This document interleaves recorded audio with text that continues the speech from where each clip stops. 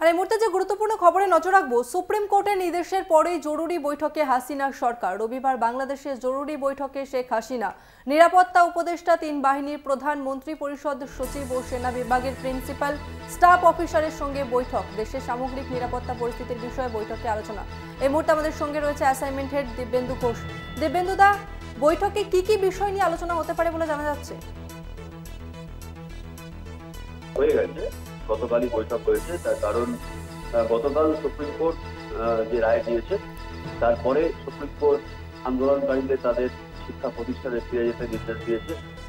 কোনো রকম অশান্তি নয়, এবং যে দাবি নিয়ে তারা আন্দোলন করছিল সেই দাবির সপক্ষেই কার্যত রায় হয়েছে বাংলাদেশ সুপ্রিম কোর্টে। ফলে আন্দোলন ছেড়ে তারা নিজেদের শিক্ষা প্রতিষ্ঠানে ফিরে যাওয়া ও পড়াশোনা করার নির্দেশ দিয়েছেন।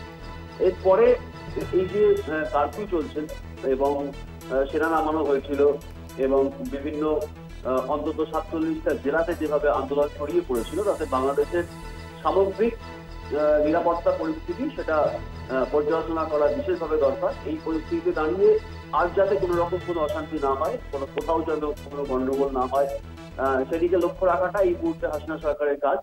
যে কারণে গোটা দেশের সামগ্রিক পরিস্থিতি, সামগ্রিক নিরাপত্তা পরিস্থিতি কি হবে এবং কি কি পদক্ষেপ গ্রহণ করা উচিত এই মুহূর্তে দেশের শান্তি ফেরানোর জন্য, সেই সমস্ত বিষয় নিয়েই আলোচনা মূলত হয়েছে।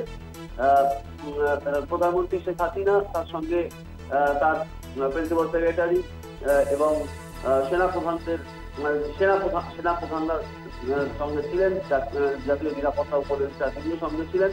এবং কোথায় কোথায় মূলত গন্ডগোল ছড়াতে পারে নতুন করে, এবং নিরাপত্তা পরিস্থিতি কি কি ব্যবস্থা গ্রহণ করা যেতে পারে, গোটা দেশের সামগ্রিক পরিস্থিতি কি, সব মিলিয়ে এই বিষয়গুলো নিয়েই মূলত কিন্তু আলোচনা হয়েছে এই জরুরি বৈঠকে। তার কারণ বাংলাদেশ সুপ্রিম কোর্টের যে নির্দেশ, যে রায়, সেই রায়ের পরে নতুন করে কিন্তু অশান্তি ছড়ানোর কোনো জায়গা নেই, নতুন করে অশান্তি ছড়ানোর সম্ভাবনা নেই।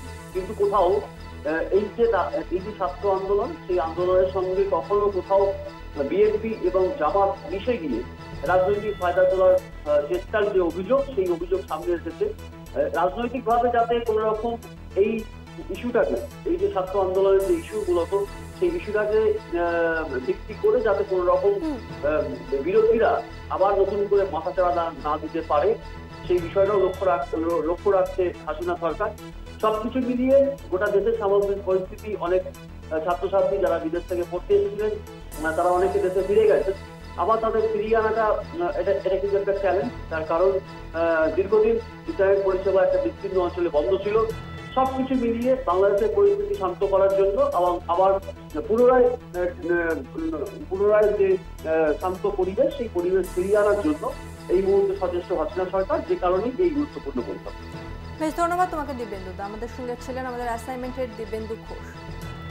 সুপ্রিম কোর্টের নির্দেশের পরেই জরুরি বৈঠকে বসেন হাসিনা সরকার। রবিবার বাংলাদেশে জরুরি বৈঠকে বসেন শেখ হাসিনা, নিরাপত্তা উপদেষ্টা, তিন বাহিনীর প্রধান, মন্ত্রী পরিষদ সচিব ও সেনা বিভাগের প্রিন্সিপাল স্টাফ অফিসারের সঙ্গে বৈঠক। দেশের সামগ্রিক নিরাপত্তা পরিস্থিতির বিষয়ে বৈঠকে আলোচনা হয়।